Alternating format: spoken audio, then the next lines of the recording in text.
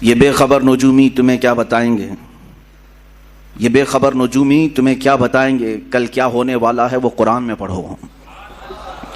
بحمدہ تعالی اسلام کو اللہ تبارک و تعالی نے صرف انت وشواس پر نہیں چھوڑا، اس رب ذوالجلال نے اس دین کی پختہ جڑیں حضور پاک صلی اللہ علیہ وسلم کی ذات اور قرآن کے ساتھ جوڑ کر رکھا ہے۔ میرے دین کی حقانیت کی سب سے بڑی دلیل قرآن پاک جو آج تک زندہ معجزہ ہے، میرے آقا صلی اللہ تعالی علیہ وسلم کا۔ عزیزان گرامی وقار، قرآن پاک سے قرآن کی سچائیاں ہم نے آپ کے سامنے برسوں سے رکھی ہیں اور سب سنتے بھی رہتے ہیں۔ اس قرآن پاک کو اللہ تعالیٰ نے سارے انسانوں کی ہدایت بنا کر بھیجا، ہدی للناس۔ قرآن میں خود فرماتا ہے انسانوں کے لیے ہدایت ہے، ایک آیت میں ہدی للمؤمنین ہے، مومنوں کے لیے ہدایت ہے، ایک آیت میں ہدی للمتقین ہے، پرہیزگاروں کے لیے ہدایت ہے۔ مطلب جو جتنی اس سے ہدایت حاصل کر لے جائے گا اتنی اس کے لیے ہدایت کی کتاب ہے۔ صرف ہدایت ہی کی کتاب نہیں بلکہ بیمار ہو تو شفا کی بھی کتاب ہے، بھوکے ہو تو تمہارے رزق کے لیے بھی یہ مداوا بن جائے گی۔ تمہارے زندگی کے پورے دستور اس میں مرتب کیے گئے ہیں، یہ ہمارا پورا زندگی کا دستور ہے، نظام حیات ہے۔ اور قرآن سے ہمارا تعلق ایسے ہی ہے جیسے روح کا جسم سے تعلق ہوتا ہے، اگر روح نکل گئی تو جسم بیکار ہے۔ اسی طرح قرآن پاک اگر ہمارے درمیان سے نکال لیا گیا یا اسلام سے اسے الگ کرنے کی کوشش کی گئی تو یوں سمجھ لیں کہ روح نکال لی جا رہی ہے، اور ہزار کوئی بولے قرآن کو بدلنے یا ہٹانے یا نکالنے کے ہیں، اس مالک قرآن نے خود یہ ارشاد فرمایا ہم نے قرآن کو اتارا ہے اور ہم ہی اس کی حفاظت کریں گے۔ ہے ہمت تو بدل کر دیکھ لو، ہے تمہارے اندر طاقت تو اس کو مٹا کر کے دیکھ لو۔ عزیزان گرامی وقار، ہم قرآن کی حفاظت کے لیے جو کر سکتے ہیں یہ ہماری استطاعت کے مطابق ہوگا، لیکن اصل اس کی حفاظت تو رب کریم خود فرما رہا ہے۔ آج میں اس ہدایت والی مقدس کتاب کے سلسلے میں ہی آپ کے سامنے عرض کروں گا، چونکہ یہاں وقت بہت کم ملتا ہے اور مجھے آج طویل گفتگو کرنی تھی آپ کے درمیان، اور میرا یہ میسج عقل والوں تک بھی پہنچے اور بے عقل لوگوں تک بھی پہنچے، ان لوگوں کے درمیان بھی جائے جن کو صرف کیڑے تلاش کرنے کی عادت ہے، تاکہ اللہ چاہے تو انہیں بھی ہدایت مل جائے۔ عزیزان گرامی، تھوڑی سی باتیں میں قرآن عظیم کو لے کر کے عرض کر دوں۔ قرآن کل اترا ہوا، پرسوں اترا ہوا، مہینے پہلے اترا ہوا نہیں ہے، بلکہ یہ لوح محفوظ پر بہت پہلے سے لکھا ہوا ہے۔ بلکہ عقیدہ تو ہمارا یہ ہے کہ یہ اللہ کی صفت ہے، علم الہی ہے، اللہ تبارک و تعالیٰ کے ساتھ ہمیشہ سے ہے اور ہمیشہ رہے گا۔ قرآن کو فنا نہیں ہے۔ قرآن آپ کس کو سمجھتے ہیں؟ یہ جو ورق میں جو لکھا ہوا ہے اس کو مصحف کہتے ہیں، مصحف۔ قرآن جو در حقیقت ہے وہ اللہ کا علم ہے، وہ ہمیں نظر بھی نہیں آئے گا۔ وہ جو علم الہی کو الفاظ میں جامہ پہنایا گیا اور اس کو ورق پر لکھا گیا تو ہم نے اس کو اٹھایا ہے، جو چھو سکتے ہیں ہم اس کو مصحف کہتے ہیں۔ اصل قرآن تک تو کسی کا ہاتھ پہنچ ہی نہیں سکے گا، مٹانے کی بات تو چھوڑے، وہ علم الہی ہے، اللہ رب العزت کا علم ہے۔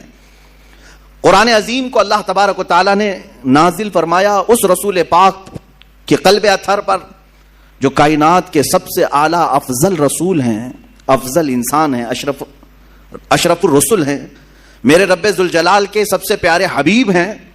اور قرآن نے خود کہا ہے نزل به الروح الامین علی قلبک لتکون من المنذرین، یہ روح الامین کے ذریعے سے اتارا گیا ہے، جبرائیل امین کے ذریعے سے اے رسول آپ کے قلب اطہر پر اتارا گیا ہے تاکہ آپ اللہ سے ڈرنے والے ہوں۔ اب توجہ چاہتا ہوں، قرآن اللہ رب العزت کا علم ہے، اتارنے والے لے آنے والے جبرائیل امین ہیں، جس پر اتارا گیا وہ محمد الرسول اللہ ہیں صلی اللہ تعالی علیہ وسلم۔ ان ذوات کی بات میں کر رہا ہوں، نہ کوئی اللہ رب العزت کے شان تک کوئی پہنچ سکے گا، نہ اس کے متعلق برا بھلا کہہ کر کے اس کی شان میں کوئی کمی کر سکے گا، نہ اللہ تبارک و تعالیٰ کو کوئی ضرر پہنچا سکے گا، نہ جبرائیل امین تک کوئی پہنچ سکے گا، نہ ہی محمد الرسول اللہ صلی اللہ علیہ وسلم تک۔ اور جب ان تین کے ذریعے سے اللہ رب العزت نے قرآن اتارا، جبرائیل کے ذریعے سے میرے آقا صلی اللہ علیہ وسلم کے قلب اطہر پر، تو قرآن جو رسول پاک کے سینے پر اترا وہ اتنا محفوظ اتارا گیا ہے، اتنا محفوظ کہ صبح قیامت تک 1000 مشینیں، 1000 کمپیوٹر، 1000 انٹرنیٹ لے کر کے بھی اس میں رد و بدل نہیں کر سکیں گے، نہیں بدل سکیں گے۔ آپ سوال کر رہے ہوں گے کیا اس میں بڑی بات ہے؟ آج تو ایک خبیث مردود، ایک گندی نالی کا کیڑا جس کو سنگھیوں نے پال رکھا ہے، نام تو مسلمان رکھا وسیم نام، لیکن ہے در حقیقت وہ سنگھیوں کا ایک بنگی، اس نے یہ قرآن کو الگ چھاپنے کی کوشش بھی کی اور آیتیں حذف کر کے 26 آیتیں ایک نیا قرآن شائع کرنے کی بات کیا۔ پہنچا کیا تمہارے پاس قرآن؟ کسی کے پاس آیا ہے قرآن؟ اس کے گھر والے بھی نہیں پڑھ سکے ہوں گے، اس کو شاید ہو سکتا ہے پوری انٹرنیٹ کی دنیا مدد کرے، ایپلیکیشن بنانے والی آئی ٹی ٹیم بھی مدد کر کے دے دے۔ میرا چیلنج ہے اس کی موت تک بھی یہ اس کا بنایا ہوا ایپلیکیشن چل نہیں سکے گا۔ یہ کیا سمجھتا ہے کہ پہلی مرتبہ یہ بہت بڑی ڈینگ مار لیا، بہت بڑا اس نے تیر مار لیا؟ اس سے پہلے بھی بہت سارے لوگ آئے اور قرآن پاک کی تحریف اور تبدیل کی کوششیں کرتے رہے، لیکن چونکہ مولا نے جب یہ کہہ دیا ہے کہ ہم ہی اس کی حفاظت کرنے والے ہیں۔ اور ایک آیت میں تمہیں بتا دوں، اتنی پاورفل آیت ہے، 15ویں پارے کی آیت، رب تعالیٰ فرماتا ہے قُلْ لَئِنِ اجْتَمَعَتِ الْإِنسُ وَالْجِنُّ عَلَىٰ أَن يَأْتُوا بِمِثْلِ هَذَا الْقُرْآنِ لَا يَأْتُونَ بِمِثْلِهِ وَلَوْ كَانَ بَعْضُهُمْ لِبَعْضٍ ظَهِيرًا۔ اے رسول آپ فرما دیں سارے جنات، سارے انسان مل جائیں اور ایک دوسرے کی مدد کریں اور سب مل کر کے چاہیں کہ میرے اس قرآن کی طرح بنا لیں تو ہرگز وہ بنا نہ سکیں گے۔ اتنا پاورفل چیلنج ہے، نہیں بنا سکیں گے۔ تم نکالنے کی کوشش تو کیے، دوسرا بنا کر کیوں نہیں لا سکے آج تک؟ خرابیاں ڈھونڈنے کی تو کوشش کیے، ایک اور قرآن کیوں نہیں بنا سکے آج تک؟ اس کے میسیجز کیا تم سمجھتے ہو عربوں کی طرح القاریہ مل القاریہ وما ادراک مل القاریہ؟ ایک سورے کو دیکھ کر کے کچھ عرب کے شاعروں نے بنا لیا تھا الفیل مل الفیل وما ادراک مل الفیل خرطومہ طویل۔ اس آیت کے وزن پر انہوں نے بھی سوچا ہم بھی بنا لیں گے، لیکن وہ خود ہی ہنس پڑے بنا کر، ان کو خود ہی لگا کیا بھدا ہم نے بنایا ہے۔ القاریہ مل القاریہ اس کا معنی ہی کچھ اور ہے، دل دہلا دینے والی۔ وہ قیامت کے متعلق ہے، کیا دل دہلانے والی؟ تم کیا جانو کہ کیا ہوتی ہے دل دہلانے والی؟ وہ قیامت کے منظر کو اللہ بیان فرما رہا ہے سورہ قاریہ میں، اور اس کے بدلے میں کچھ عرب کے جاہل شعراء بہت پیسے لے کر بنا کر لائے تھے کہ ہم بھی اسی ٹائپ کا کچھ بناتے ہیں۔ اور بنایا کیا؟ الفیل ملفیل وما ادراک ملفیل، ہاتھی، تم کیا جانو ہاتھی، خرطومہ طویل، اس کی سونڈ لمبی ہوتی ہے، اس کی پونچھ چھوٹی ہوتی ہے۔ اور اس کے بعد پھر ہنسنے لگے یہ کون سی سورہ ہے، یہ کون سی سورہ بنی؟ وہ خود اپنی بنائی ہوئی چیز پر ہنس پڑے اور پھر پھاڑ کے پھینک دیا۔ میرے عزیزو، عرب والے جو عربی کے بڑے بڑے بلیغ اور فصیح تھے، ان کے درمیان میرے آقا صلی اللہ علیہ وسلم نے صرف 3 آیتیں لکھ کر کے چیلنج کیا تھا۔ خانہ کعبہ پر پہلے شاعروں کے شعر لٹکائے جاتے تھے، کیونکہ عرب میں اس وقت لٹریچر کا دورہ تھا، جو سب سے اچھا شعر لکھتا وہ خانہ کعبہ کے دروازے پر لٹکایا جاتا، اور جب کوئی دوسرا اس کا جواب لکھتا تو یہ پہلا والا نکال دیا جاتا، پھر نیا والا لگایا جاتا تھا، مقابلہ ہوتا تھا۔ یہ مقابلہ کئی سال تک چلا، کئی دنوں تک چلا، جب قرآن پاک کی 3 آیتیں میرے آقا صلی اللہ علیہ وسلم نے لے جا کر کے لگایا، انا اعطیناک الکوثر فصل لربک وانحر ان شانئک هو الابتر۔ 3 ہی چھوٹی آیتیں ہیں، چھوٹی آیتیں، اور قرآن پاک کی سب سے چھوٹی سورہ بھی ہے۔ اتنا ہی لے جا کر کے میرے آقا صلی اللہ علیہ وسلم نے خانہ کعبہ کے پاس لٹکا دیا۔ اب عربوں کو تکلیف ہوئی کہ اس کا جواب تو ہونا چاہیے، شاعروں کو بلاؤ، پیسے دے کر کے بلایا گیا، آؤ اس کا جواب دو۔ بہت سارے آئے، دیکھے، کیونکہ اس کا جواب لکھنا معمولی نہیں تھا۔ یہ ہے تو چھوٹی سورہ، لیکن معنی کے اعتبار سے ہر آیت میں ایک سمندر موجود ہے۔ اس کے مفاہیم، اس کے ترجمے کرنے بیٹھ جائیں، ہر لفظ کا ایک بہت ہی بلیغ معنی ہے، فصیح معنی ہے۔ تو ایک بہت بڑا شاعر آیا، اس نے کہا میں جواب لکھ دیتا ہوں۔ اس نے اس کے نیچے اپنی جانب سے لکھ دیا ما ھذا کلام البشر، اسی کے وزن پر لکھا اس نے، انا اعطیناک الکوثر فصل لربک وانحر ان شانئک ھو الابتر، اتنا لکھا تھا۔ نیچے اس نے جا کر کے لگا دیا ما ھذا کلام البشر۔ وہ کہتا ہے میں اس کا جواب یہ لکھتا ہوں، یہ بشر کا کلام ہو ہی نہیں سکتا، یہ کسی انسان کا کلام ہو ہی نہیں سکتا۔ اس کے بعد پھر یہ خانہ کعبہ پر یہ لٹکانے کا سلسلہ بھی بندی ہو گیا۔ آخری مرتبہ قرآن کی وہی سورہ لگائی گئی اور آج تک پھر دوبارہ کوئی چیلنج کے لیے لا نہیں سکا.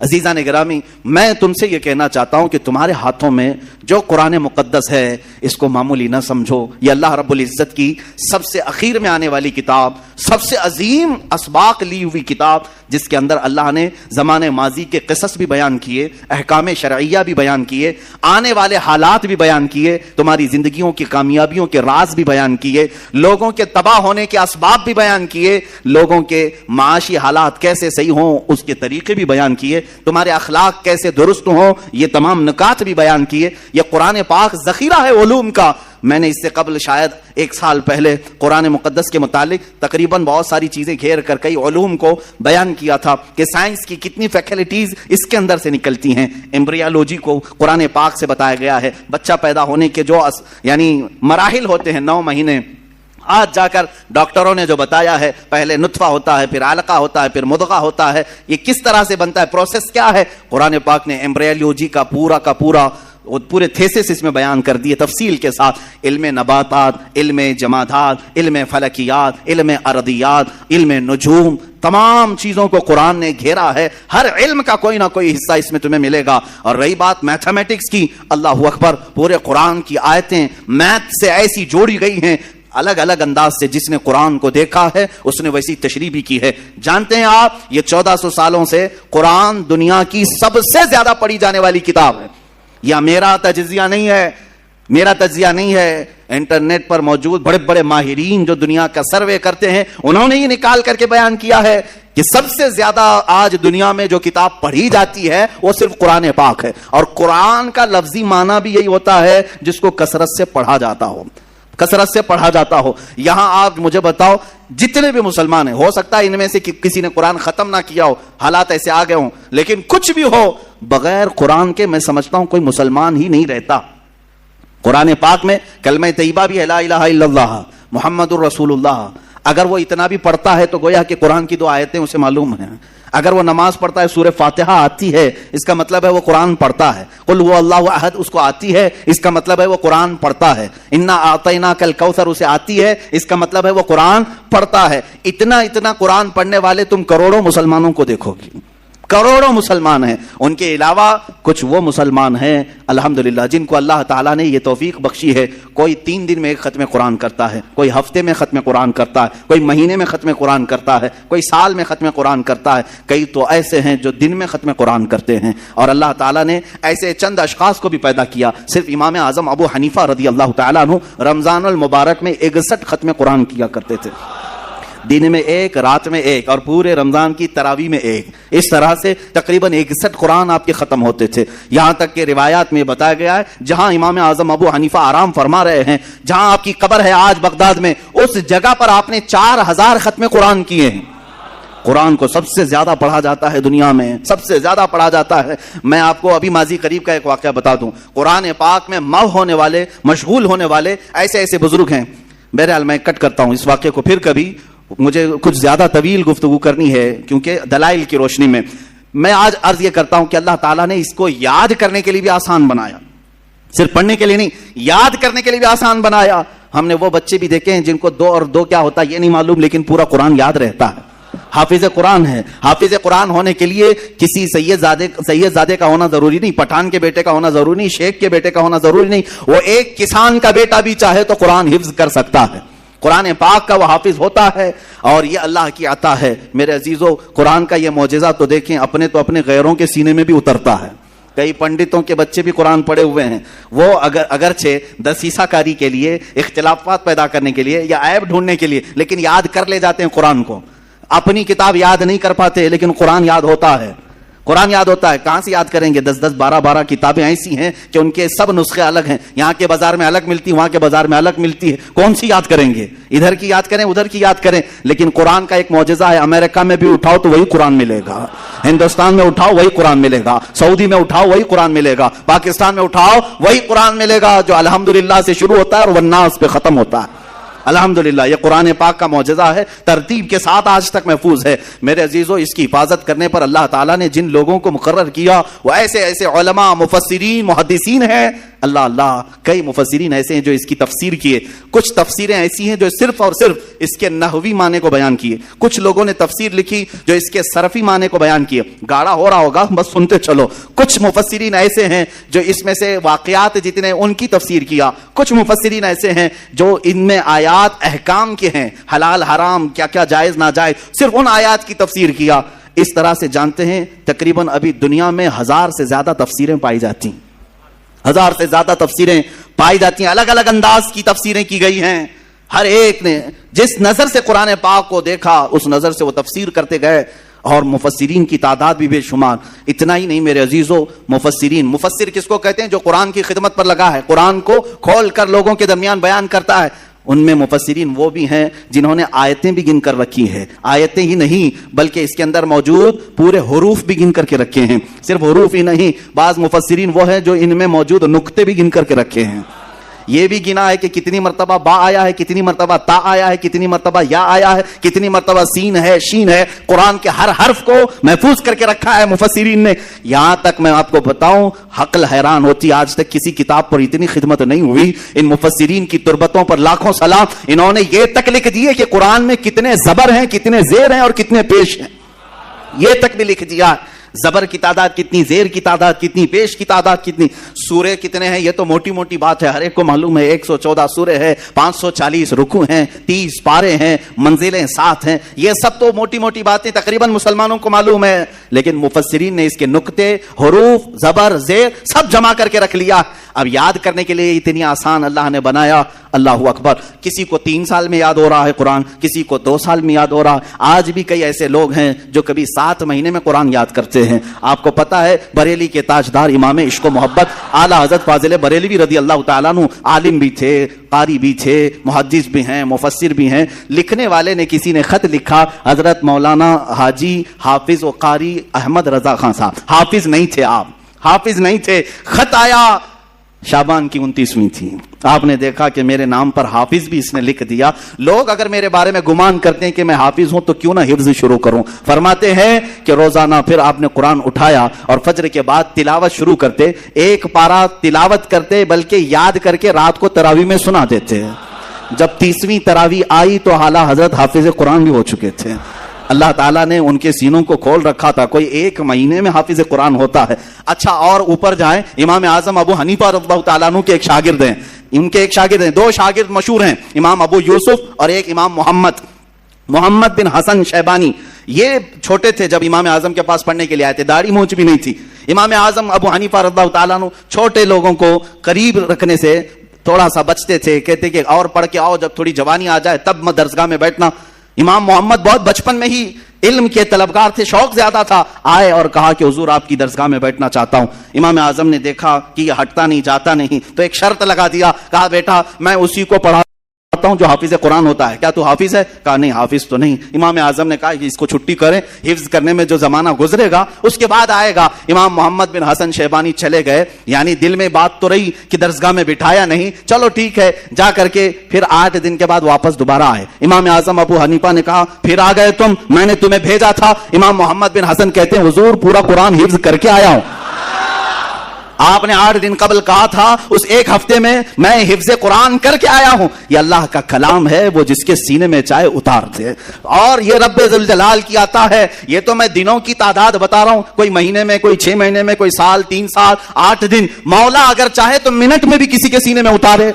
یہ اس کا کرم ہے. ذالک فضل اللہ یؤتیہ من یشاء. وہ اللہ کا فضل ہے, وہ جسے چاہے عطا فرمائے. عزیزان گرامی وقار, قرآن کے بارے میں ہم مسلمانوں کا عقیدہ وہی ہے جو صحابہ اکرام کا عقیدہ رہا, جو تابعین کا عقیدہ رہا. ہم قرآن کو ہر کتاب سے فوقیت دیتے ہیں. ہر کتاب سے دیتے کیا ہے؟ حقیقت میں اس کی حقیقت ہی یہ ہے کہ قرآن اللہ کی کتاب ہے اور اس سے بڑھ کر روئے زمین پر کوئی کتاب نہیں, کوئی کتاب نہیں. آج تک محفوظ کتاب پوری دنیا میں صرف قرآن پاک ہے. میرا چیلنج ہے, اگر کوئی اسے توڑ سکتا ہے تو توڑ کر کے دکھائے. میں قرآن پاک کی ہر حرف اور ہر آیت, ہر سورے کو ثابت کر کے دکھاؤں گا کہ 1400 سال سے قرآن کیسے محفوظ ہے. اور باقی دوسری کتابوں میں کیا کیا خرد برد ہوا ہے وہ بھی ہمیں پتا ہے. کس کے کتنے نسخے ملتے ہیں, کتنے الگ الگ کتابیں کہاں کہاں سے شائع ہوتی ہیں. مقدس کتابوں کی بات کر رہا ہوں, سب خرد برد ہو گئے ہیں. کبھی पंडितों ने बदल दिया, कभी पादरियों ने बदल दिया, कभी यहूदियों के हकीमों ने बदल दिया। जैसे जैसे मौका आता रहा वो अपनी मुकद्दस किताबों को बदलते रहे। कुरान एक ऐसी किताब है जिसको अल्लाह ताला ने हर एक के हाथ से महफूज रखा है, कोई इसको बदल नहीं सका। अब आओ असल मौजू पर मैं आ जाता हूं, इसलिए कि शायद ये वक्त भी नाकाफी हो जाएगा। आज इस बात को नोट करके चले, मैं जवाब दे रहा हूं। जिन लोगों को कुरान की 26 आयतों से तकलीफ है, मैं वही 26 आयतें फिर से तिलावत करता हूं ताकि तुम्हारी तकलीफ और बढ़े और बढ़े और मोमिनों के दिल में नूर और ज्यादा हो, क्योंकि कुरान की आयत है, हम सुनेंगे ईमान बढ़ता है। मेरे आका ने फरमाया एक हर्फ पढ़ोगे तो 10 नेकियां। कितने?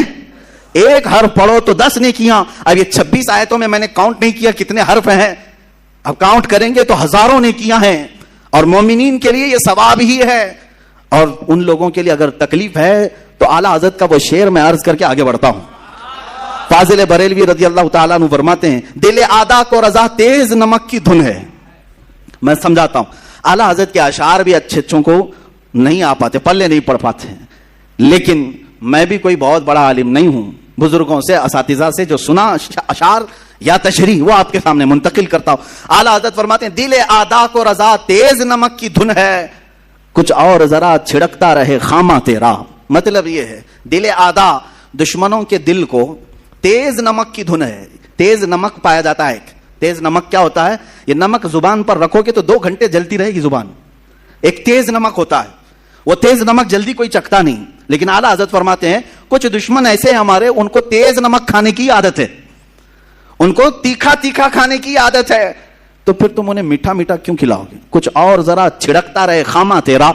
आला हज़रत अपने बारे में फरमाते, खामा कहते हैं कलम को, अहमद रजा तुम्हारा कलम और थोड़ा सा नमक छिड़कता रहे ताकि उनको तेज खाने की जो आदत है वो मिलती रहे। आज अगर 26 आयतें किसी को कचो के लगाती हैं, पेट में मरोड़ पैदा करती हैं, तकलीफ देती हैं, तो हम आला हज़रत के उसी शेर की बरकत से और तिलावत करेंगे और तिलावत करेंगे। मैं अपनी तकरीर के आखिर में ये अर्ज जरूर कहूंगा कि ये 26 आयतें मैंने इसको पूरा एक बैंड बनाया है, एक किताब इंशाअल्लाह अज़ीज़ शाया भी होगी और हर घर में तकसीम भी होगी। तुम भी पढ़ो, उन तक भी पहुंचाओ ताकि ये आयतें बार बार देखें और फिर वो महसूस करें जिन्हें हम हज़फ करने की कोशिश कर रहे थे, वो आज इन छोटे मुसलमानों ने घर घर तक पहुंचा दिया है।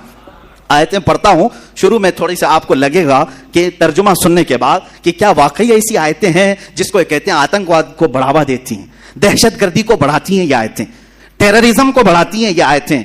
इनको ये लगता है कि कुरान की ये आयतें टेररिज्म को बढ़ाती हैं। अल्लाहु अकबर, ये एक बकवास है, एक प्रोपेगेंडा है, ये सबको मालूम है, लेकिन उन्हें सियासत जो करनी है इसलिए हमें जवाब भी देना पड़ रहा है। बाकी कुरान की इस दिफा की जरूरत भी नहीं है, कुरान अपनी हक्कानियत से सुबह क़यामत तक बाकी रहेगा, बाकी रहने वाला है, कुछ भी कर लेंगे। मैं आपको बताऊं, टेररिज्म बढ़ता है, दहशतगर्दी बढ़ती है, आतंकवाद बढ़ता है। उसके लिए एक वाकया मुझे याद आता है, ये इराक और शाम की जंगों के बीच में हमारे एक साथी ने बताया था कि एक ईसाई पादरी था, वो अपनी 2 बेटियों के साथ सफर पर जा रहा था, जिनको आतंकवाद कहते हैं ना, आतंकवादी।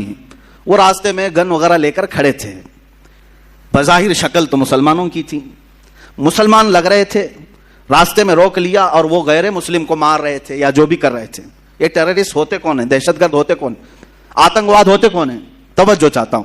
इस ईसाई पादरी को उन्होंने रोक लिया, चेकिंग शुरू की, चेक किया उसकी गाड़ी को, उसके बाद पूछा बताओ तुम मुसलमान हो या मसीह हो, क्या हो? उसने कहा मैं मुसलमान हूं। उस ईसाई पादरी ने क्या कहा, मैं मुसलमान हूं। तो सामने जो खड़े थे गन वगैरह लेकर के कहा कि अच्छा चलो ठीक है, अगर मुसलमान हो तो कुरान पढ़ के बताओ। तो ये पादरी, उसके पास बाइबल थी, बाइबल रखी हुई थी, वो उठाया और उसमें से पढ़ने लगा। कुछ जगह से पढ़ा और सामने वालों ने कहा अच्छा ठीक है जाओ, तो मुसलमान हो, आगे जाओ। छोड़ दिया। उसकी बेटियां उससे पूछने लगी बाबा ये क्या किया तुमने? उन लोगों के सामने कहा मैं मुसलमान हूं और बाइबल पढ़ के बताया कि कुरान पढ़ रहा हूं। उस ईसाई ने बहुत अच्छा जवाब दिया था, कहा कि बेटा मुझे मालूम है यकीन के साथ कि ये जो खड़े थे ये कुरान पढ़े हुए लोग नहीं थे, कुरान पढ़े हुए लोग नहीं थे। अगर कुरान पढ़े हुए होते तो रास्ता रोक कर किसी की गर्दन पर बंदूक नहीं तानते। मुझे यकीन था कि ये किसी और के पाले हुए टट्टू हैं, इनके पास कुछ भी पढ़ो तो ये समझेंगे कुरान है। हकीकत यही है मेरे अजीजों, टेररिज्म या आतंकवाद और दहशतगर्द जिसको कहा जा रहा है, میں یقین کے ساتھ کہتا ہوں انہیں لاؤ اور قرآن کی آیتیں پڑھوا کر کے دکھاؤ, نہیں پڑھ پائیں گے. ان کو تو خریدا گیا ہے یا پالا گیا ہے یا جس طرح سے بنایا گیا ہے. بلکہ آپ کو میں یہ کہوں, آج بھی ویب سائٹس پر موجود ہے, امریکہ کی ایک بہت بڑی لیڈر ہے, لیڈی ہے, اس نے خود لکھا ہے کہ القاعدہ کو ہم نے بنایا تھا, ہم نے تیار کیا تھا, وہ اپنے مقاصد کے لیے اس نے تیار کیا. یہ باضابطہ موجود ہے, یہ کوئی لفاظی نہیں ہے, اور دنیا جانتی ہے, پڑھے لکھے لوگ بھی جانتے ہیں کون ان کو تیار کر رہا ہے, کون بنا رہا ہے, افغانستان کے حالات کس نے خراب کیے تھے, سب پتا ہے, پوری دنیا کی سیاست ہے. اب جن لوگوں کو یہاں ہندوستان میں اب تکلیف شروع ہوئی ہے کہ یہ 26 آیتیں قرآن سے حذف کر دی جائیں, مدرسوں میں یہ پڑھاتے ہیں جس کی وجہ سے آتنکواد بڑھتا ہے, دہشت گردی کو فروغ ملتا ہے, میں ان سے پہلے یہ آیتیں پڑھ کر کے سناؤں گا, اس کے بعد جواب میں کیا دینے والا ہوں وہ انتظار کریں. جواب میں ہو سکتا ہے آپ یہ سمجھیں گے کہ آپ ڈیفینس کریں گے, نہیں اس کا مطلب ایسا نہیں ویسا نہیں. میں ایسا کچھ نہیں بتانا چاہتا, میں کچھ نہیں کہوں گا, قرآن کی آیت پڑھتا ہوں, جواب میں جو بتاتا ہوں توجہ سے سنیں. آیت نمبر 1 قرآن پاک کی, جس پر ان کو تکلیف ہے. سنلقی فی قلوب الذین کفروا الرعب بما اشرکوا باللہ ما لم ينزل به سلطانا ومأواهم النار وبئس مثوى الظالمین. اللہ فرماتا ہے, کنز الایمان کا ترجمہ میں ہر جگہ کرتا رہوں گا, توجہ. کوئی دم جاتا ہے کہ ہم کافروں کے دلوں میں رعب ڈالیں گے, کافروں کے دلوں میں رعب ڈالیں گے کہ انہوں نے اللہ کا شریک ٹھہرایا جس پر اس نے کوئی سمجھ نہ اتاری, اور ان کا ٹھکانہ دوزخ ہے, اور کیا برا ٹھکانہ نا انصافوں کا. اس آیت میں تکلیف کس بات کی ہے ان کو؟ تکلیف کس بات کی ہے؟ اس بات کی ہے کہ یہ اللہ تمہارا کہہ رہا ہے کافروں کے دلوں میں مسلمانوں کا رعب ڈالے گا, رعب ڈال کر کے رکھے گا, ہم سب کو ڈرائے گا تمہارا اللہ. یہ آیت نمبر 1. دوسری آیت جس سے ان کو تکلیف ہے, جو قرآن سے نکالنے کی بات کرتے ہیں, سپریم کورٹ تک بھی گئے نا, ہاں سپریم سے بھی اوپر اگر کہیں اور بھی ہے تو وہاں تک بھی جائیں. وَدُّوا لَوْ تَكْفُرُونَ كَمَا كَفَرُوا فَتَكُونُونَ سَوَاءً فَلَا تَتَّخِذُوا مِنْهُمْ أَوْلِيَاءَ حَتَّى يُهَاجِرُوا فِي سَبِيلِ اللَّهِ فَإِن تَوَلَّوْا فَخُذُوهُمْ وَاقْتُلُوهُمْ حَيْثُ ثَقِفْتُمُوهُمْ حَيْثُ وَجَدتُّمُوهُمْ وَلَا تَتَّخِذُوا مِنْهُمْ وَلِيًّا وَلَا نَصِيرًا. وہ تو یہ چاہتے ہیں کہ کہیں تم بھی کافر ہو جاؤ جیسے وہ کافر ہوئے ہیں, تو تم سب ایک سے ہو جاؤ, تو ان میں کسی کو اپنا دوست نہ بناؤ جب تک اللہ کی راہ میں گھر بار نہ چھوڑیں. پھر اگر وہ منہ پھیریں تو انہیں پکڑو اور جہاں پاؤ قتل کرو, اور انہیں کسی کو نہ دوست ٹھہراؤ نہ مددگار. کہتے ہیں دیکھو قرآن کیا سکھا رہا ہے, قرآن کہہ رہا ہے کہ کافروں کو جہاں پکڑو مارو, قتل کرو, اور ان کو دوست نہ بناؤ. یہ تکلیف ان کو دیتی آیت. اس کا پس منظر کیا ہے, بیک گراؤنڈ کیا ہے, اس سے انہیں کچھ لینا دینا نہیں ہے. قرآن کی آیت آئی ہے, یہ آیتیں بھی آپ کو میں انشاءاللہ العزیز پہنچوا دوں گا. یہ سورہ نساء کی آیت نمبر 89 ہے, ترجمہ بھی بتایا. ان کا جواب میں ابھی عرض کرتا ہوں. آیت سنیں. ان الذين كفروا بآياتنا سوف نصليهم نارا كلما نضجت جلودهم بدلناهم جلودا غيرها ليذوقوا العذاب ان الله كان عزيزا حكيما. بے شک جنہوں نے ہماری آیتوں کا انکار کیا ان قریب ہم ان کو آگ میں داخل کریں گے. اللہ فرما رہا ہے جنہوں نے ہماری آیتوں کا انکار کیا ان کو ہم آگ میں داخل کریں گے. جب کبھی ان کی کھالیں پک جائیں گی ہم ان کے سوا اور کھالیں انہیں بدل دیں گے کہ عذاب کا مزہ لیں. بے شک اللہ غالب حکمت والا ہے. تکلیف تو دے گی, جس میں اللہ نے فرمایا جنہوں نے ہماری آیتوں کا انکار کیا, اللہ فرما رہا ہے ہم انہیں جہنم میں داخل کریں گے اور ان کی کھالوں کو پکائیں گے. جب ان کی کھالیں پک جائیں گی تو ہم دوسری نئی کھالیں ڈالیں گے تاکہ وہ عذاب چکھیں. آپ سب کو ایسا لگے گا, اور نئے مجمع میں اگر ہندوؤں کے درمیان بھی بیان کریں تو وہ بھی بیچارے اتاولے ہو جائیں گے, بکر جائے, یہ کیا ہے ہمارے بارے میں آیتیں ہیں. اب میں ساری آیتیں پڑھوں تو وقت چلا جائے گا, ہر آیت کے ساتھ میں جواب بھی پیش کر دیتا ہوں. ہمارے ٹائم پر جتنی بھی ہو جائیں گی یہاں بیان کروں گا, باقی کتاب انشاءاللہ العزیز جلد ہی سب تک پہنچائی جائے گی. میں نے جو آیت پڑھی پہلے, اللہ نے جو فرمایا ہے کہ ہم تمہارا رعب کافروں کے دلوں میں ڈالیں گے, یہی آیت ہے نا. اور اس سے ان کو اعتراض ہے کہ یہ کیسی بات ہے کہ قرآن کہتا ہے تمہارا رعب ہمارے دلوں میں ڈالیں گے. اللہ فرما رہا ہے نا, اللہ فرما رہا ہے. چلو ٹھیک ہے, ہم اللہ کے بندے ہیں, اللہ اگر ہمیں یہ بات فرما رہا ہے تو ہم تو ناز سے جھومیں گے. اللہ جب یہ فرما رہا ہے کہ ہم تمہاری مدد کر رہے ہیں اور تمہارا رعب کافروں کے دلوں میں ڈالیں گے, ذرا آؤ اب جواب کے طور پر میں اس کا دفاع اپنے الفاظ میں نہیں کرنا چاہتا, ہم بھگوت گیتا کو ہی اٹھا لیتے ہیں. شریمد بھگوت گیتا میرے پاس موجود ہے, پوری کتاب میرے پاس ہے, اس کا اردو ترجمہ جس نے کیا ہے وہ بھی میرے پاس موجود ہے. پرم پوجیہ ایسی بھکتی ویدانت سوامی شریلا پربھو پاد جنہوں نے اس کا ترجمہ کیا ہے, وہ کتاب میرے پاس موجود ہے اور میں پوری تیاری کر کے لے کے آیا ہوں. یہ آپ کے سامنے آج بیان کر رہا ہوں, میں اس کو پورے طور پر محفوظ رکھنا چاہتا ہوں. اس کے بعد کوئی مسلمان اپنے آپ کو ڈیفنس والے لیول میں نہ لے جائے کہ وہ حملہ کرتے رہے اور ہم جواب دیتے رہے. نہیں, ہم بتاتے ہیں کہ ان کی کتابوں میں کیا کیا سخت باتیں لکھی گئی ہیں, مارو کاٹو پکڑو توڑو سب ہے. اور تم کہتے ہو کہ قرآن میں ہے یہ سب چیزیں. اب پڑھتا ہوں سنو. رگ وید بھی ہے, ان کے 4 وید مشہور ہیں, یجر وید, اتھر وید, سام وید, رگ وید.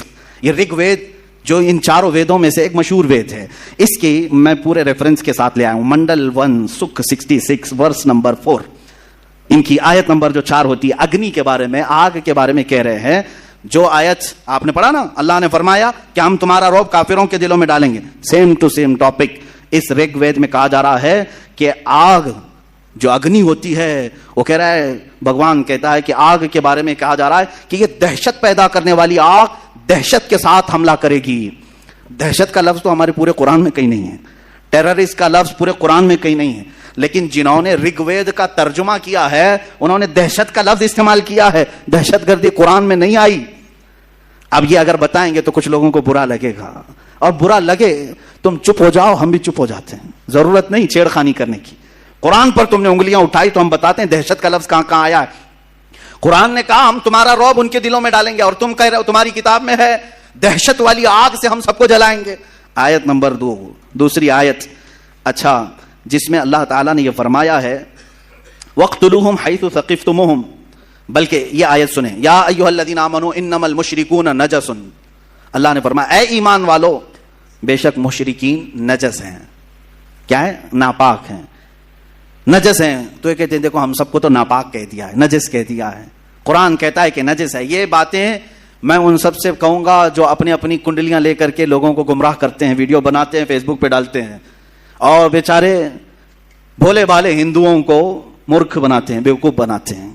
اس میں بڑے پیمانے پر وہ کیا نام ہے, کلشریشٹھ, اور دوسرا یہ جو پاکھنڈی تھا جو گوفے میں بیٹھ کے بھوکتا ہے, یہ قرآن کے متعلق جو باتیں کرتے ہیں سنیں. وہ اپنے لوگوں سے کہتے ہیں قرآن کہہ رہا ہے بے شک یہ مشرکین, مشرکین کا مطلب آئیڈل ورشپرز, جو خدا کے علاوہ دوسرے کو پوجا کرتے ہیں, یہ نجس ہے. قرآن ایسا کیسے کہہ رہا ہے؟ سنو, Bhagavad Gita chapter number 3 verse number 12 میں کیا کہا گیا ہے. اس میں کہا جا رہا ہے بھگوت گیتا میں, شریمد بھگوت گیتا کہتے ہیں, یہ بھگوت گیتا کے اکثر جو شلوک ہیں وہ کرشنا نے ارجن کو جو بتائے, یہ ہندو اگر سنیں گے تو اس کو سمجھیں گے, وہ ایکسپٹ کریں گے. بے غرض خدمت کرنے سے دیوتا تم کو تمہارے مانگے بغیر تمہاری پسند کے سامان دیں گے. بغیر کسی غرض کے تم خدمت کرو گے تو تمہارے دیوتا بغیر مانگے تمہیں بہت سارے انعامات دیں گے. اور اگر کوئی دیوتاؤں کی دی ہوئی نعمتوں کو دیوتاؤں کو نہیں دے گا, یعنی چڑھائے گا نہیں, چڑھاوے گا نہیں, اور خود مزہ لے گا, تو بھگوت گیتا میں کیا کہہ رہا ہے, وہ دنیا کے بڑے چور ہیں, وہ یقیناً چور ہوں گے. ارے ہم مشرکین کو نجس قرآن نے کہا اور تم چور کہہ رہے ہو پورے لوگوں کو. پوری دنیا کے لوگ سب چور ہیں. آپ چڑھاتے ہیں, سب چور ہیں. جو نہیں چڑھاتا, عیسائی نہیں چڑھاتے بھگوانوں کو, چور ہو گئے. یہودی نہیں چڑھاتے, وہ چور ہیں. بہت سارے لوگ چور ہیں. اس شلوک کے اس ورس کے اعتبار سے یہ کوٹ کر کے بتاتے ہیں کہ قرآن خالی مشرکین کو نجس کہہ رہا ہے, نجس کہہ رہا ہے, اور تم جو پوری دنیا کو چور کہہ رہے ہو یہ کون بتائے گا؟ قرآن پاک جس کانٹیسٹ میں کہہ رہا ہے, جو وہاں کے حالات تھے, کس اعتبار سے, وہ کسی اور وقت میں کہوں گا. دیکھیں حقیقت یہ ہے کہ قرآن کی یہ آیتیں جو سورہ توبہ کی اکثر آیتیں ہیں جس پر ان کو اعتراض ہے, سورہ توبہ مدینے میں نازل ہوئی, مدنی سورہ ہے, اور اس میں جہاد کا حکم آیا اور مارنے کا جو حکم آیا وہ کن کے لیے تھا؟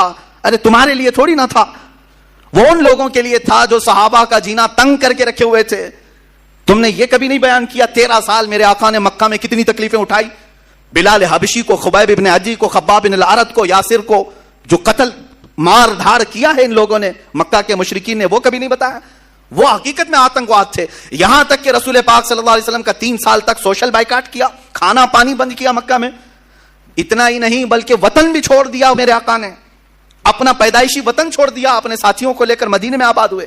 اب مجھے بتاؤ, جو اپنا سب کچھ چھوڑ کر کے گیا ہو, مدینے میں جا کر کے وہ راحت کی سکون کی سانس لے رہا ہو, وہاں پر بھی یہ کیڑے اگر پہنچے تو کیا اللہ تعالیٰ حکم نہیں فرمائے گا کہ اب ان کو پکڑو؟ صاف سی بات ہے, سمجھنے والی بات ہے. 13 سال تک کبھی بھی مارنے کا اور جہاد کا حکم نہیں آیا مکہ میں. جب میرے آقا مدینے پہنچے, وہاں پر بھی یہ مشرکین مکہ پہنچ کر کے وہاں کھجوروں کے درخت جلا رہے ہیں, کبھی صحابہ کو پکڑ کے مار رہے ہیں. جنگ بدر کہاں ہوئی؟ مدینے کے قریب ہوئی. احد کہاں ہوئی؟ مدینے کے قریب ہوئی. خندق کہاں ہوئی؟ مدینے کے قریب ہوئی. پتہ یہ چلا کہ یہ سب لڑنے کے لیے وہاں جاتے تھے, حضور کبھی آئے نہیں تھے. بات سمجھ میں آ رہی ہے؟ سب وہاں اب بیلگام اور ہبلی میں اگر مقابلہ ہوا, ہبلی سے 5 کلومیٹر دور اگر کوئی جنگ ہوئی تو کیا کہیں گے, بیلگام والے آئے تھے کہ ہبلی والے گئے تھے؟ بیلگام والے یہاں تک آئے تھے بھائی, 100 کلومیٹر کا فاصلہ ہے. اسی طرح مکہ کے آس پاس جنگیں ہونا یہ اس بات کی علامت ہے کہ دوسرے آتنکواد دہشت گرد جتنے تھے وہ مدینے پہ حملہ کرنے کی کوشش کرتے, تو میرے آقا صلی اللہ علیہ وسلم پر حکم ہوا کہ اب ان کو چھوڑا نہ جائے, پکڑا جائے. اب آیتیں سنیں, یہ تو میں نے بتا دیا کہ وجہ کیا تھی یہ آیتوں کی, آیتیں کیوں آئی اور کن کو پکڑنے کے لیے آئی تھی, کن مشرکین کو مارنے کے لیے آئی تھی. لیکن انہوں نے اپنے اوپر فٹ کر لیا کہ دیکھو مسلمانوں کے قرآن میں ہے کہ ارے مشرکین کو جہاں پاؤ پکڑو, مارو, قتل کرو, کاٹو. ارے یہی کر رہے ہوتے تو 700 سال میں یہاں صاف ہو چکے ہوتے.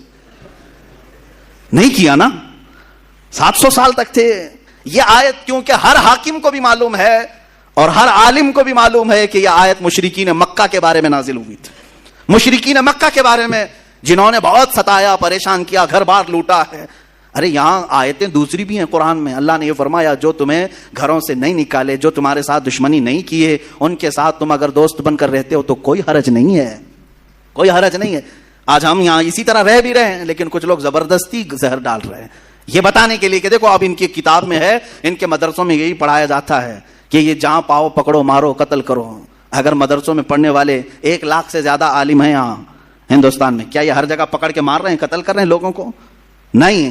الحمدللہ دہشت گرد اور آتنکواد سے ہمیں نفرت ہے. ہم جو لڑیں گے تو وہ سینہ بس سینہ مقابلہ کریں گے انشاءاللہ. وقت آئے گا آمنے سامنے مقابلہ کیا جائے گا. آیت سنو, آیت کے بعد پھر ان کے کتاب میں بھی جو موجود ہے, اللہ تعالیٰ نے فرمایا یا ایھا الذین آمنوا قاتلوا الذین یلونکم من الکفار ولیجدوا فیکم غلظہ. اس آیت کو لے کر کے جو تکلیف ہے, اور جب تم زمین میں نہیں, آیت کا ترجمہ میں بتاؤں گا تو آپ کو سمجھ میں آ جائے گا. وَاقْتُلُوهُمْ حَيْثُ ثَقِفْتُمُوهُمْ وَأَخْرِجُوهُمْ مِنْ حَيْثُ أَخْرَجُوكُمْ وَالْفِتْنَةُ أَشَدُّ مِنَ الْقَتْلِ. یا آگے تک آیت ہے, ترجمہ سنو. اور کافروں کو جہاں پاؤ مارو اور انہیں نکال دو جہاں سے انہوں نے تمہیں نکالا تھا, اور ان کا فساد تو قتل سے بھی سخت ہے. اور مسجد حرام کے پاس ان سے نہ لڑو جب تک وہ تم سے وہاں نہ لڑیں, اور اگر تم سے لڑیں تو انہیں قتل کرو, کافروں کی یہی سزا ہے. یہ آیت درد دیتی ہے, تکلیف دیتی ہے. دیکھو جہاں پاؤ مارو, قتل کرو, قرآن یہی کہہ رہا ہے, قرآن یہی کہہ رہا ہے. تو اب ہم بتاتے ہیں قرآن یہ کہہ رہا ہے تو پھر گیتا کیا کہہ رہی ہے؟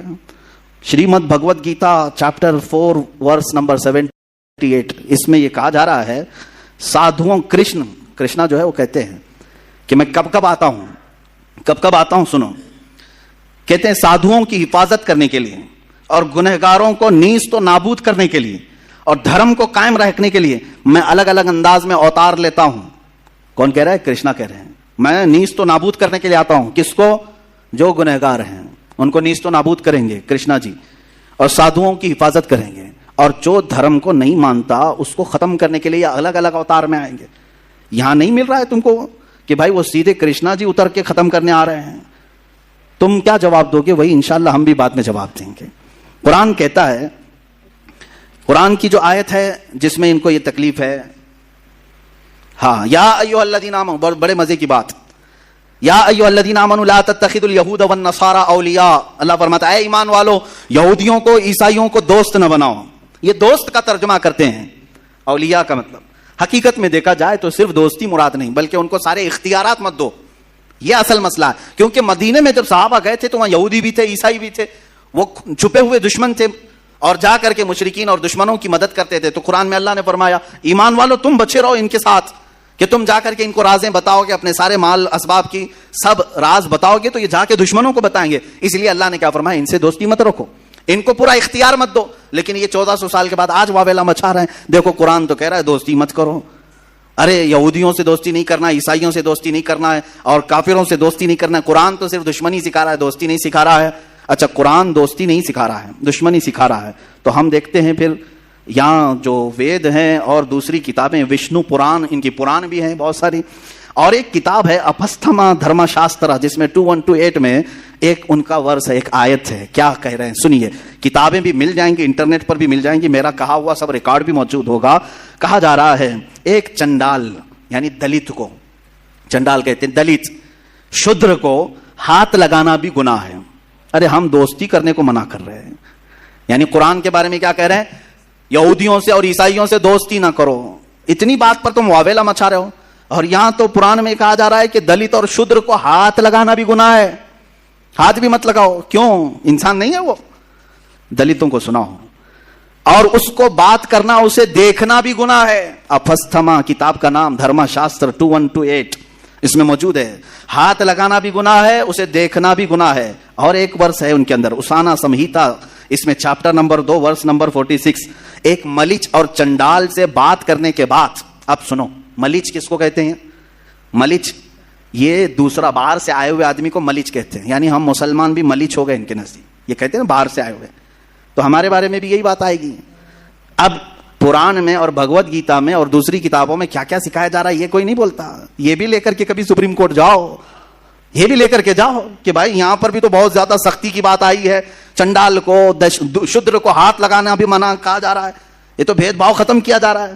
کوئی گیا نہیں سپریم کورٹ. اب سننے کے بعد ہو سکتا ہے کوئی چلا جائے. ایک ملیچ اور چنڈال سے بات کرنے کے بعد، یا کسی ایسی عورت سے بات کرنے کے بعد جس کو اس کے شوہر نے چھوڑ دیا، کیا ہے دھرم میں؟ دیکھیں کیا حکم ہے. چنڈال سے بات کرو، شودر سے بات کرو، یا کسی عورت سے ہاتھ ملا لیا جس کو اس کے شوہر نے چھوڑ دیا ہے، بات کیا، یا پیشاب پخانے کو ٹچ کیا، تینوں برابر ہے. پیشاب پخانے کو ٹچ کیا تو کہا جا رہا ہے کہ آدمی کو اپنا منہ اچھے سے دھو لینا چاہیے. شودر کو پکڑ کے آیا، ایسی عورت سے بات کر کے آیا جس کا شوہر نہ ہو، یا پیشاب پخانے کو ٹچ کیا تو اسے چاہیے کہ پورا منہ دھو لے، کلی کرے. ہم نے تو کبھی یہ نہیں کہا. یہاں قرآن نے صرف یہ کہا تھا یہودی اور عیسائیوں کو اپنا رازدار مت بناؤ، واویلا مچایا. اور تم تو ٹچ کرنے کو بھی منع کر رہے ہو، پیشاب پخانے کے برابر عورتوں کو بھی بنا دیا. اس کے بارے میں نہیں جاتے کہ یہ سخت آیت ہے، یہ بھی مقدس کتابوں سے اس کو بھی نکالنا چاہیے. پیدا کرو کسی وسیم گنڈے کو. وشنو پران بک نمبر 3 چیپٹر نمبر 18، یہ وشنو پران، اس میں ایک واقعہ لکھا ہوا ہے. دیکھیں واقعہ بھید بھاؤ کون کرتا ہے. سنیں، ستا دھرو بادشاہ کا ایک نام ہے. ستا دھرو نام کا ایک بادشاہ تھا. اس نے ایک بڑا گناہ کر لیا تھا. یہ کتاب میں وشنو پران میں یہ موجود ہے. کیا گناہ کر لیا تھا؟ توجہ، بادشاہ نے گناہ یہ کر لیا تھا کہ ایک کافر سے بات کیا تھا. کافر سے بات کر لیا. ان کے نزدیک کون کافر ہے؟ جو ان کے دھرم کو نہیں مانتا. جو دھرم کو نہیں مانتا وہ کافر ہے. انکار کرنے والے کو کافر کہا جاتا ہے. ہمارے یہاں بھی وہی کافر ہے جو اللہ کو نہ مانے. ان کے یہاں بھی کافر، ہم کافر ان کے نزدیک ہے. تو بہرحال ساتا دھرو بادشاہ نے ایک کافر سے بات کیا. اتنا بڑا گناہ کر لیا اس نے. کیا ہوا کتاب میں موجود ہے. حالانکہ وہ روزے سے تھا، وہ اپواس سے تھا. اس وقت اس نے بات کر لیا تو اس کو سزا کیا ملی؟ بادشاہ کو مرا تو دوسرے جنم میں کتا پیدا ہوا. دوسرے جنم میں وہ کتا بن کر کے پیدا ہوا. ارے کافر سے بات کرنے پر کتا بن کے پیدا ہو جاتے ہیں. یہاں تو قرآن نے صرف دوستی کرنے کی بات منع کی ہے. دوستی کرنے سے منع کیا، سپریم کورٹ پہنچ گئے. اور کتا پیدا ہونے کی بات کی تو سیشن کورٹ میں تو جانا چاہیے. ارے کیا کیا بات کر رہے ہو؟ کافر سے بات کرنا منع ہے؟ ہم نے کبھی کہا ہے؟ ہم نے کبھی نہیں کہا. ہماری ہندوؤں سے بھی بات ہے، کرسچن سے بھی بات ہے، یہودیوں سے بھی بات ہے. لیکن جس معنی میں، جس مسئلے میں بات کرنا ہے ہم بات کرتے ہیں. ہم نے یہ نہیں روکا ہے. یہ کتابوں میں وہ سمجھتے ہیں کہ صرف قرآن پہ ہم حملے کرتے جائیں اور ہم کو بولنے والا کوئی نہیں رہے گا. ارے میں تو ایک ادنا خادم ہوں، ابھی اللہ کے شعر موجود ہیں. ایک نہ ایک اٹھے گا اور پھر تمہیں تمہارا آئینہ دکھاتا رہے گا انشاءاللہ العزیز. اب آگے دیکھیں، ایک آیت یہ بھی ہے، قاتل الذین لا یؤمنون باللہ ولا بالیوم الآخر. اللہ تعالیٰ فرماتا ہے قاتل الذین لا یؤمنون باللہ ولا بالیوم الآخر. اے مسلمانوں، ان لوگوں سے لڑو جو اللہ پر ایمان نہیں لاتے ہیں اور آخرت کو نہیں مانتے. تو یہ کہتے ہیں ہم اللہ کو بھی نہیں مانتے اور آخرت کو بھی نہیں مانتے، تو ہم سے لڑنے کی بات تو قرآن کہہ رہا ہے تمہارے درمیان. یہ بھی سورہ توبہ کی آیت ہے اور وہی مکہ کے مشرکین کے متعلق آئی ہے. لیکن یہ ابھی تک اپنے اوپر فٹ کر رہے ہیں، ابھی تک اپنے اوپر گڑ رہے ہیں. خیر اپنے اوپر فٹ کرتے ہو تو ٹھیک ہے، تمہاری مرضی. لیکن اس آیت کے متعلق میں پھر گیتا کو اٹھاتا ہوں. پھر Shrimad Bhagavad Gita chapter number 2 verse number 18، 22 اور 30، 3 اس میں ورس ہیں. یہ ہم نے کافی تک و دو کے بعد سب جمع کر لیا. الحمدللہ ہمارے پاس بھی وہ علماء آج بھی موجود ہیں جو ہر جگہ کے خزانے نکالتے ہیں. سب جگہ نظر رہتی ہے. میں بہت چھوٹا طالب علم ہوں، ہمارے ساتھ علماء کی ایک بڑی جماعت ہے الحمدللہ. گیتا میں کرشنا ارجن سے کہتا ہے، آیت ذہن میں ہے نا، اللہ نے فرمایا ان لوگوں سے لڑو جو اللہ کو نہیں مانتے اور آخرت پر ایمان نہیں رکھتے، ان سے لڑو، جنگ کرو. اب کرشنا ارجن سے کیا کہہ رہے ہیں سنو. کہتا ہے سارے جسم ختم ہونے والے ہیں مگر روح باقی رہنے والی ہے. اس لیے ارجن اس بات کو سمجھ کر جنگ کرو کہ جس طرح انسان پرانے کپڑے اتار کر نئے کپڑے پہن لیتا ہے ویسے ہی روح پرانے جسم کو چھوڑ کر نئے جسم میں آ جاتی ہے. تو اے بھارت کے بیٹے ارجن، جسم میں رہنے والی روح کو ختم نہیں کیا جا سکتا، وہ اگلے جنم میں پھر پیدا ہو جائے گی. یعنی اگر تم کسی جسم کو مارتے ہو، کاٹتے ہو تو خوف کرنے کی ضرورت نہیں. اور ایک دوسری اس میں یہ کہا گیا ہے کہ تم اس بات کا خوف نہیں کرنا، اس لیے کہ جس جاندار کو تم مار رہے ہو اس کے بارے میں تو لکھا گیا ہے پہلے سے ہی مرنے والا تھا. خالی تم جسم کو مار رہے ہو، روح تو رہتی ہے. ان کے یہاں 7 جنم کا جو مسئلہ ہے تو کاٹو جتنوں کو چاہے، مارتے رہو. ارے یہاں مارا، ابھی یہ دوسری جگہ آ جائے گی پورن جنم لے کر کے، دوسرے میں پیدا ہو جائے گی. تو کرشنا ارجن سے کہہ رہے ہیں مارو ان کو، کوئی مسئلہ نہیں ہے. اور قرآن کے متعلق کہہ رہے ہو کہ اللہ نے فرمایا کہ قتل کرو ان لوگوں کو. گیتا میں بھی وہی چیز ملے گی آپ کو، سیم کانٹیسٹ، سیم چیزیں ہم نکال کر کے. یہ ابھی کچھ ہی چیزیں ہیں، تلاش کریں گے تو ہو سکتا ہے بہت ساری چیزیں ملیں گی. اب دیکھیں جو لوگ، یہ ایک آیت یہ بھی ہے، اس کو کہتے ہیں اے ایمان والو یا ایھا الذین آمنوا لا تتخذوا آباءکم واخوانکم اولیاء ان استحبوا الکفر علی الایمان. اے ایمان والو، اپنے باپ اپنے بھائیوں کو دوست نہ رکھنا. تمہارے لیے بھی حکم ہے، ہمارے لیے بھی. اپنے باپ بھائیوں کو دوست نہیں رکھنا اگر وہ ایمان چھوڑ کر کافر ہو جائیں. الحمدللہ ہم آج بھی یہی کریں گے نا. ہاں ہمارا عقیدہ یہی ہے، نبی سے ہو جو بیگانہ اسے دل سے جدا کرتے، پدر مادر برادر جان و مال ان پر فدا کرتے. ہمارا عقیدہ یہ ہے، نبی سے جو ہو بیگانہ وہ ہمارا ہو نہیں سکتا. اور قرآن کہہ رہا ہے تمہارے باپ بھائی وغیرہ اگر ایمان کو چھوڑ کر کفر کو پسند کرتے ہیں تو دوست مت رکھو ان کو، ان کے ساتھ دوستی مت رکھو، ورنہ کیا ہوگا تمہارے ساتھ بھی چھیڑ چھاڑ کریں گے اور الگ معاملات ہوں گے. بہرحال اب گیتا میں بھی ایسا ہی کچھ ملتا ہے. Chapter number 1 verse number 26 Krishna Arjun کو جنگ پہ ابھارنے کے لیے کہہ رہے ہیں. کرشنا بھگوان ہے، ارجن جو وزیر ہے یا جو بھی ہے جنگ کرنے کے لیے، اور ارجن جنگ نہیں کرنا چاہ رہا ہے. تو کرشنا جی کیا کہہ رہے ہیں، ارجن کیوں جنگ نہیں کرنا چاہ رہا تھا؟ یہ آپ پڑھیں گے بھگوت گیتا وغیرہ کے مطالعے کے بعد پتہ چلتا ہے کہ ایک جنگ ہوئی تھی پانڈووں اور گوروں کے بیچ میں. تو پھر ارجن نے دیکھا دونوں ٹیم میں کون ہے، اس کے دشمنوں کی ٹیم میں کون کون ہے. اس کے دونوں طرف دیکھ کر کے ارجن دیکھا ٹیم بی ہو یا ٹیم اے ہو، جو دشمنوں کی ٹیم تھی اس میں ارجن کا باپ بھی ہے، دادا بھی ہے، استاد بھی ہے، ماموں بھی ہے، بھائی بھی ہے، بیٹے بھی ہیں، دوست بھی ہیں، سسرا بھی ہے اور اچھا چاہنے والے بھی ہیں. یہ سب دشمنوں کی ٹیم میں کھڑے ہیں اور ارجن ادھر ہے. اور پھر اب کرشنا جی کہتے ہیں اٹھو جنگ کرو، اٹھو جنگ کرو، اس لیے کہ ان کی محبت تمہارے اوپر غالب نہ آئے، جنگ کرو. ارے میاں یہاں تو قرآن نے صرف باپ اور بھائی کا ذکر کیا کہ اگر وہ ایمان چھوڑ کر کفر کو اختیار کریں تو دوستی نہ کرو. اور کرشنا تو جنگ کرا رہے ہیں باپ سے بھی، دادا سے بھی، سسرے سے بھی، بیٹے سے بھی، بھائی سے بھی، استاد سے بھی، سب ہے بھگوت گیتا میں. یہ آیت نہیں نظر آئی جس میں یہ کہا گیا ہے ارجن کو کہ تم مخالفت میں اگر تمہارا باپ بھی آئے، دادا بھی آئے، بیٹا بھی آئے، بھائی بھی آئے، استاد بھی آئے، ماموں بھی آئے، سب آئے، جنگ کرو، لڑو، اٹھو. یہ چیز تو گیتا میں بھی ہے. یہ کوئی کیوں نہیں کہتا کہ یہ آیت پڑھنے کے بعد کوئی آتنکوادی بن سکتا ہے، کوئی اپنے ماموں کے خلاف ہی تلوار لے سکتا ہے اور سسرے کے خلاف پہلے لے سکتا ہے.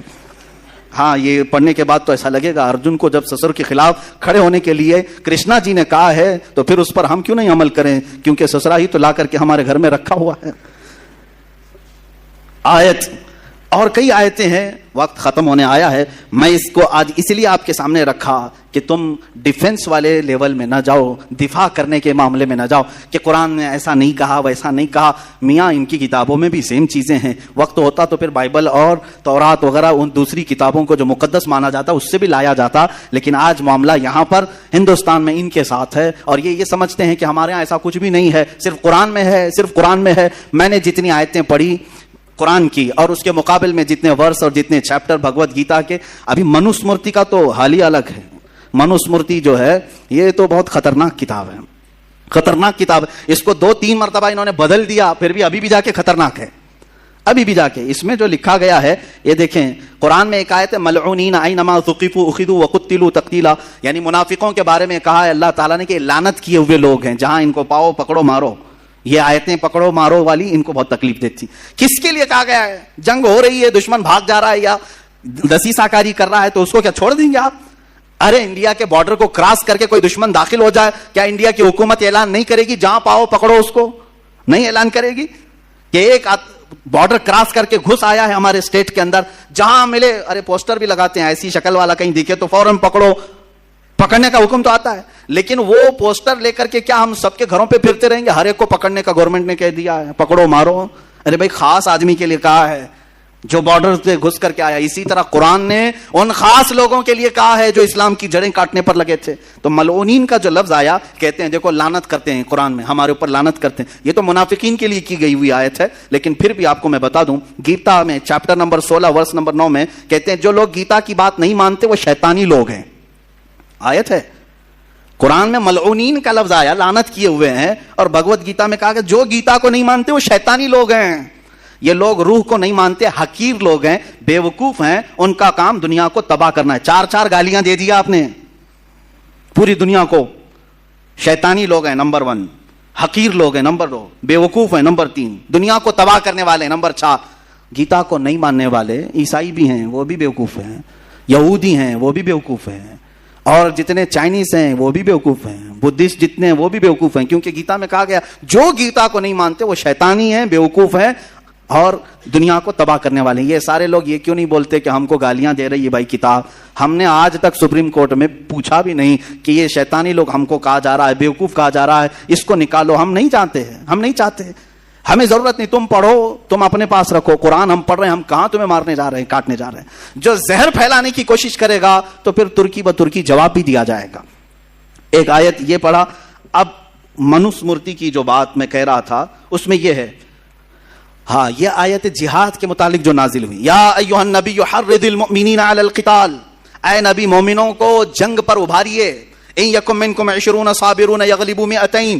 اللہ فرما رہا ہے اگر یہ مومنین میں 20 لوگ صبر والے ہوں گے, اللہ 200 پر غالب کرے گا, 200 پر غالب کرے گا. یہ سب توڑ مروڑ شروع ہو گئے, پیٹ میں تکلیف ہو گئی کہ مسلمانوں کو جنگ پر ابھار رہا ہے اللہ ان کا. اگر یہ 20 لوگ ہوں گے تو ہمارے 200 پر بھاری ہوں گے, 200 پہ بھاری ہوں گے. یہ آیت سب کو بتا رہے ہیں, دیکھو 20 لوگوں کو بھی اکٹھا کر رہے ہیں, 200 پہ تم بھاری ہو جاؤ گے, 200 پہ تم بھاری ہو جاؤ گے. میاں کیا قرآن میں ہی ہے؟ یہ Manusmriti chapter number 7 verse number 74 کیا کہتی ہے کتاب؟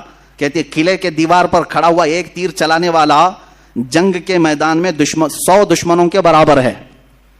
تم تو ایک آدمی کو 100 کے برابر بتائے, قلعے پر تیر لے کے کھڑا ہونے والا 100 دشمنوں کے برابر ہے, اور 100 تیر انداز 10,000 دشمنوں کے برابر ہے. تمہارے پاس اور بھی زیادہ ہے. قرآن نے تو یہاں 20 لوگ صبر والے ہوں تو کہا کہ 200 پر غالب آئیں گے, اور تم کہہ رہے ہو ایک تیر چلانے والا 100 کے برابر ہے, اور ایک 100 ہوں تو 10,000 کے برابر ہے. یہی چیز منوسمرتی میں بھی ہے.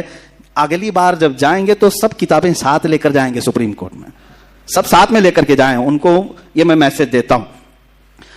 کچھ چیزیں باقی رہ گئی ہیں جو مجھے عرض کرنا ہے. قاتلوہم یعذبہم اللہ بایدیکم وینصرکم. اللہ فرماتا ہے تم ان سے لڑو, اللہ ان کو عذاب دے گا, اللہ انہیں عذاب دے گا کافروں کو اپنے ہاتھ اپنے دستے قدرت سے, اور تمہاری مدد کرے گا اللہ. تو جب یہ بات اللہ تعالیٰ نے فرمایا کہ اللہ تمہاری مدد کرے گا, ان سے لڑو, تو اب تکلیف ہو گئی. تو اب میں کہتا ہوں اتھر وید ورس نمبر 65-71 اس میں دعا مانگی جا رہی ہے بھگوان سے. کیا کہہ کر کے؟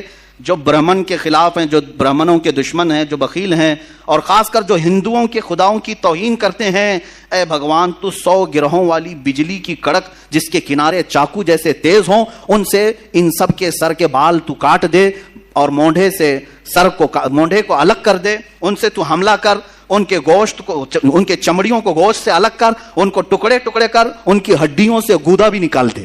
اتنا سب کہہ دیا. اللہ نے فرمایا اللہ صرف عذاب دے گا, اور تم تو پورا پورا پارٹ پارٹ کو عذاب دینے کی بات کر رہے ہو, ہر پارٹ کو. اتھروید میں موجود ہے. کیا کیا میں نے پڑھا, آپ تو سن رہے ہوں گے. کہہ رہے ہیں چاقو جیسی تیز بجلی سے تو حملہ کر, جو بھی ہمارے بھگوانوں کو نہیں مانتا, سب نہیں مانتے, سب کے لیے بد دعا ہو رہی ہے.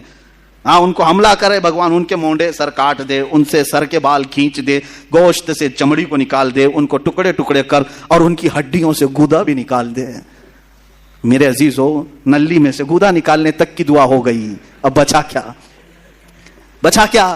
اور قرآن کے اوپر یہ اعتراض ہے, قرآن کے اوپر اعتراض ہے. قرآن کہہ رہا ہے کہ کافروں کو اللہ عذاب دے گا, تم کیا کیا عذاب دینے کی بات کر رہے ہو؟ یہ اتنا ہی نہیں ہے, اور بہت کچھ ہے. اور اللہ تبارک و تعالیٰ نے قرآن پاک کو ایسا رکھا ہے کہ اس کی آیتیں آج تک امن کو پھیلا رہی ہیں, امن کو پھیلا رہی ہیں. اور اس کے علاوہ جو ان کی ایک آیت یہ بھی ہے کہ جو جنگ میں جائیں گے ان کے متعلق یہ کہتے ہیں، Manusmriti chapter number 4 verse number 81، اس میں کہا جا رہا ہے جو مقدس قانون، ہاں یہ بھی سنیں، ہمارے ہاں یہ بھید بھاؤ نہیں ہے، قرآن تم پڑھ سکتے ہو کہ نہیں، امام بھی پڑھ سکتا ہے، مقتدی بھی پڑھ سکتا ہے، غریب بھی پڑھ سکتا ہے، امیر بھی پڑھ سکتا ہے، لیکن وہاں ایسا نہیں ہے۔ منوسمرتی کا قانون تو سنو، قرآن نے صرف اتنا کہا فَلَنُذِيقَنَّ الَّذِينَ كَفَرُوا عَذَابًا شَدِيدًا، جنہوں نے ہمارا انکار کیا ہم انہیں سخت عذاب چکھائیں گے، سخت عذاب چکھائیں گے۔ تو یہ کہتے ہیں کافروں کو جو خدا کو نہیں مانتا، یہ بار بار عذاب چکھانے کی بات کر رہے ہیں، اور تم کیا چکھا رہے ہو؟ سنو، منوسمرتی میں جو مقدس قانون کسی شودرا کو سمجھا دے گا، دلت آدمی کو کوئی مقدس کتاب پڑھا دیا اور یا اس کو کوئی قانون بتلا دیا تو خود بھی نرک میں جائے گا، وہ شودرا بھی نرک میں جائے گا، خود بھی نرک میں جائے گا، وہ شودرا بھی نرک میں جائے گا، کوئی ہاتھ نہیں لگائے گا بھگوت گیتا کو۔ اگر آپ کسی وید پڑھنے والے سے اس کی اجازت کے بغیر وید لے لیں تو اس کا جرم ایسا ہی ہے جیسا کہ آپ نے اس سے وید چرا لیا ہے۔ لہٰذا جو وید دلت کسی پنڈت سے لے لے گا کہہ رہے ہیں وہ نرک میں جائے گا، نرک میں جائے گا۔ یہ دلت سماج والوں کے متعلق ہے۔ میرے عزیزو، قرآن نے کہیں ایسا نہیں کہا کہ قرآن صرف سیدزادے پڑھ سکتے ہیں یا پٹھان کے بچے پڑھ سکتے ہیں، شیخ کے بچے پڑھ سکتے ہیں، نہیں میرے عزیزو، قرآن پاک کو ہر کوئی پڑھ سکتا ہے، یہاں تک کہ وہ بچے ابھی جو سن بلوغت کو نہیں پہنچے وہ پڑھتے کیا بلکہ حفظ بھی کر لیتے ہیں۔ یہ میں نے آپ کو صرف اس لیے بتایا ہے کہ کہیں تمہارے اندر یہ احساس کمتری نہ آئے۔ کیا قرآن میں ایسے لڑنے مرنے کاٹنے کی باتیں آئی ہیں جو یہاں پر حملہ کر رہے ہیں؟ کہیں کوئی فکر کرنے کی ضرورت نہیں۔ جس دن یہ اعتراض کریں گے، ایک آیت یہ بتائیں گے تو 10 میں کتابوں سے بتاؤں گا کہ کہاں کہاں تم کاٹنے کی بات کر رہے ہو، کہاں کہاں تم قتل کی بات کر رہے ہو۔ سب پرانی کتابوں میں موجود ہے، دشمنوں سے مقابلہ کرنا، جنگوں کے حالات موجود ہے، کون سی جنگ میں کتنے مارے گئے، کتنے قتل کیے گئے، سب موجود ہے۔ لیکن کیا بتائیں، آج اسلام دشمنی عروج پر ہے، سب کو صرف اسلام کو ٹارگٹ کرنا ہے، قرآن کو ٹارگٹ کرنا ہے، اس لیے یہ سارے معاملات اٹھائے جا رہے ہیں۔ اللہ تعالی ہم سب کو قرآن کا فہم عطا فرمائے، قرآن کی سمجھ عطا فرمائے، قرآن پر عمل عطا فرمائے۔ مولا قرآن کے مخالفین کو نیست و نابود فرمائے، جو اللہ اور اس کے رسول صلی اللہ تعالی علیہ وسلم کی گستاخیاں کر رہے ہیں مولا تو انہیں عذاب شدید کا گرفتار بنا دے۔ اے رب ذوالجلال، جتنے حاضرین ہیں بشمول من، مولا ہم سب کو جو غلطیاں کوتاہیاں ہوئی ہوں اپنے فضل و کرم سے معاف فرما دے۔ وصلی اللہ تعالی علی خیر خلق محمد وآلہ واصحابہ اجمعین، وآخر دعوانا الحمد للہ رب العالمین۔